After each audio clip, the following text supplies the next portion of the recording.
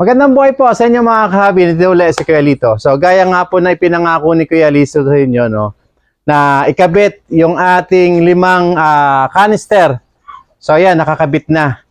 Dito kasi kaya hindi ko masagot yung maraming nagme-message sa atin kung magkano. Kasi yung tanong nila sa atin, magkano yan Kuya Lito, magkano. So sabi ko, testingin muna natin. Maganda yung tested na.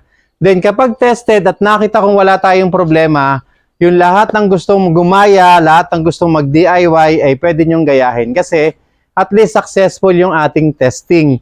So, napakahirap nung ipagaya ko sa inyo nung ako mismo ay may mali. Kaya dito sa ginawa natin na to, hahayaan natin to ng 1 week. Kasi in 1 week time, makikita natin kung ano yung magiging problema natin o ano yung mga consequences ng ginawa natin. Anyway, binutas natin lahat. Meron dito, ayan. Para pag madumi, dito lang tayo magde-drain. Diyan na rin tayo mag-water change. So, gamit yung ating A2000 na motor, yun po, yung A2000 na motor na yon, ayun po yung bagsak niya. So, makikita nyo, napakaganda ng bagsak. Ayan. So, ayan mga kahabi.